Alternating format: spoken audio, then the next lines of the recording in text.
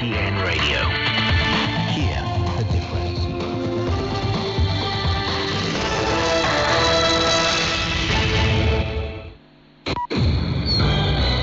Now the news. I'm Tian Yu. The Russian Defense Ministry says its Air Force attacked Ukrainian military targets in Donetsk and Kharkiv with high-precision weapons. Ukraine claimed it has regained 1,000 square kilometers of territory from Russian forces. Russian reinforcements are set to be dispatched to Kharkiv as Ukrainian troops mount a counteroffensive there.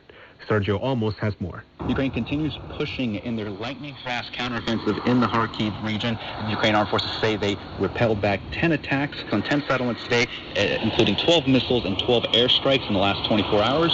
We know that Ukraine has retaken 1,000 square kilometers in their counteroffensives in the south, in Kherson and in Kharkiv, according to President Volodymyr Zelensky. There has been scant details about the counteroffensives because journalists are barred from reporting from the front lines at the moment, but Ukrainian officials say that they have recaptured about a dozen settlements. Russian-backed officials in the area have said that they have started evacuating 3 towns, including Izium, because of the threat of the Ukrainian counteroffensive. It is moving very fast. The chief of the International Atomic Energy Agency says the situation at the Zaporizhzhia nuclear power plant in Ukraine is becoming increasingly precarious after shelling caused a complete blackout in a nearby city. IAEA Director General Rafael Grossi says the Zaporizhzhia plant's operator is considering shutting down the facility's only operating reactor, which will leave the plant fully reliant on emergency diesel generators for ensuring vital nuclear safety and security functions.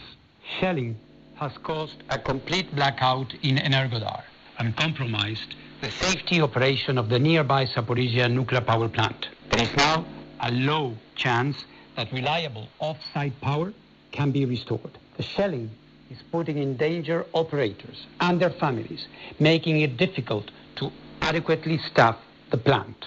He reiterated his call for the immediate cessation of all shelling around the plant and the establishment of a nuclear safety and security protection zone now. The Council of the European Union has adopted a decision on the full suspension of a visa facilitation agreement with Russia. The decision entered into force on Friday and will apply as of Monday. The 2007 EU-Russia visa facilitation agreement aimed to facilitate the issuance of short-stay visas on the basis of reciprocity. Russia had said it will take serious retaliatory measures if the EU formally introduces visa restrictions on Russian citizens. UN Secretary-General Antonio Guterres has appealed to the international community for massive support for Pakistan to respond to the ongoing climate catastrophe devastating the lives of millions. Pakistan is one of the most dramatically impacted countries by climate change, in the front line of the impact of climate change. Monsoon rains and floods since mid-June have affected over 33 million people in the country. Britain's King Charles III has pledged a lifelong service in his first address to the nation and the Commonwealth after assuming the throne following the death of his mother, Queen Elizabeth II, on Thursday. As the Queen herself did with such unswerving devotion, I too now solemnly pledge myself, throughout the remaining time God grants me, to uphold the constitutional principles at the heart of our nation. Charles will be officially proclaimed king at the Accession Council on Saturday in a ceremony held at St. James's Palace in London.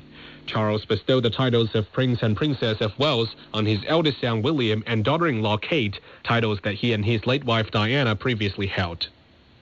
China Media Group will present a Mid-Autumn Festival Gala tonight.